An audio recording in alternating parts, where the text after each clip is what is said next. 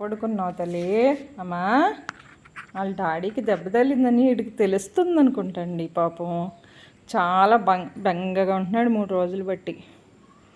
వాళ్ళ డాడీకి operation పడొద్దన్నారండి doctor గారు. అందాక సిమెంట్ కట్టేశారు, 2-3 రోజుల్లో వీలు చూసుకుని వచ్చేయమన్నారనమాట.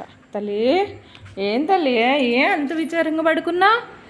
పాపం అండి, నా వల్లే పడిపోయాడు మా డాడీ అనుకుంటున్నారో ఏమనుకుంటున్నారో తెలియదు. వీడు అమ్మో నయం కన్నీ తెలుస్తున్నాయండి పాపం. కానీ ఆడు కావాలని చేసింది కాదు కదండి పాపం. ఏం చేస్తాం, ఒంటి మీద ఎంత ఉంటే అంత అనుభవించాలంటే అంతే, తప్పదు. ఇంకా అసలు టీ తాగెళ్ళేవారండి రోజు. ఆ రోజు ఏంటో అలా వెళ్ళిపోయారు. నేను తీసుకెళ్ళమన్నానండి. ఆ రోజు లేటుగా వచ్చారు. పొద్దుగుపోతే దారి కనిపించితే ముందర వెళ్ళేసి వచ్చాను. తర్వాత టీ తాగుదామన్నా ఇంకా అంతే.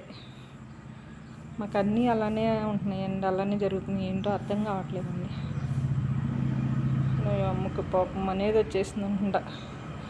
ఇంకా సోమవారం అది పుట్టినరోజు అండి, రేపు పెడతా ఈ వీడియో. కానీ నేను సాయంత్రం కేక్ కట్ చేయించొచ్చని పొద్దుటే స్నానం కూడా చేయించాగానండి. ఇక కట్ చేయలే, మనసు బాగాలేదు.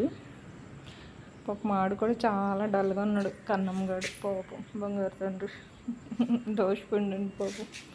ఏం చేస్తాడండి, ఆడికి తెలియచేసింది కాదు. కానీ అమ్మా, ఇన్ను ఏం తల్లి అలా ఉన్నావేంటి? నిన్ను తల్లి బంగారు బాబు ఓటమ్మా అలా ఉన్నా? అమ్మా, అమ్మో పాపం ఇలానే ఉంటున్నాడండి, మనేదిగా ఉంటున్నాడు. ఏంటో తెలీదు. వాళ్ళ డాడీ చేతులు కట్టి ఇంకా చూసాడో లేదో నేను చూడలేదు ఇందాక. చూడండి పాపం అలా జాపుకుని తల ఇంకా నేల కానిచ్చుకుని ఇలా పడుకుంటున్నాడు. పిచ్చితండి రండి బాబు. వాడికి తెలుస్తుందండి, నాకు అర్థమైంది. మా డాడీకి ఇలా అయిందని తెలుస్తుంది అనుకుంటున్నాం. అమ్మా, ఏంటి ఎలా పడుకున్నా?